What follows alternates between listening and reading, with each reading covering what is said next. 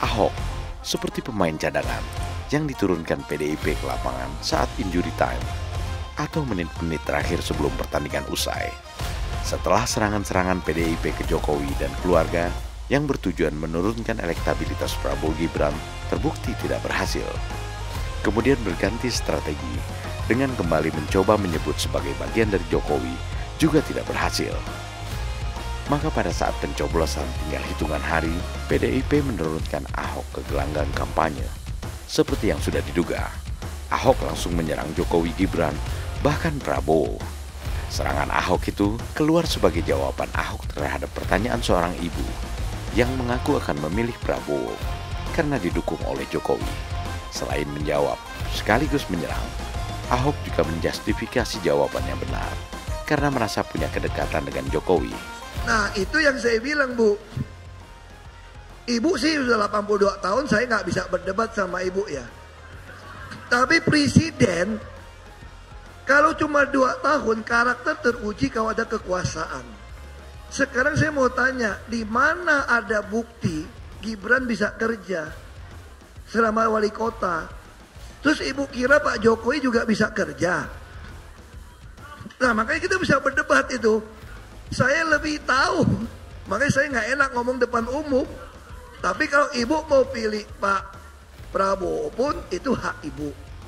Tapi saya mau sampaikan juga, tidak fair kalau kita pilih presiden bukan berdasarkan kemampuan kerja. Itu aja dasarnya.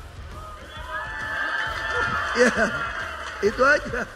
Demi kepentingan elektoral, Ahok berpura-pura lupa bahwa 2 tahun sebelumnya Ahok bertemu dengan Gibran di Solo dan mereka saling memuji satu sama lainnya. Udah ada ngobrol banyak sih ya. Saya kira dilakukan Pak Wali Mas Wali udah sangat baik. Saya lihat udah ngurusin pendidikan, kesehatan, ya kan, rumah sakit. Tinggal soal taman mungkin mesti lebih hijau, ya, total. Ahok lupa, jauh di bawah alam sadar elit PDIP, justru Prabowo lah yang dianggap sebagai pemimpin ideal dan pemimpin sejati. Untuk mengingatkan Ahok, kita dengar ucapan Sekjen PDIP Hasto Kristianto sebelum acara debat Capres kelima kemarin. Ini kalau dari sisi temanya, karena ada pendidikan dan kebudayaan, akan menampilkan karakter sejati seorang pemimpin.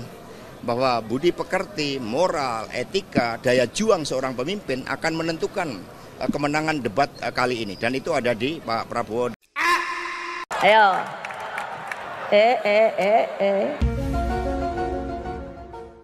Ada di Pak Ganjar dan juga di Pak Mahfud. Ya, Hasto mungkin keseleo lidah, atau yang dikenal dengan istilah Freudian slip, berasal dari Sigmund Freud, seorang psikoanalisis. Freudian slip terjadi karena supresi. Artinya, seorang mungkin telah mengubur keinginan yang mendalam sehingga tidak muncul ke permukaan. Dan orang itu bahkan mungkin tidak menyadari keinginannya tersebut ada di dirinya.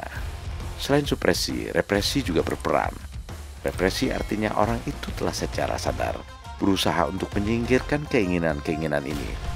Freud percaya bahwa keinginan tersebut muncul dalam kesalahan seseorang saat berkomunikasi. Karena begitu bersemangat, Hasto tanpa sengaja menyampaikan statement yang menggambarkan suara nuraninya yang sejati.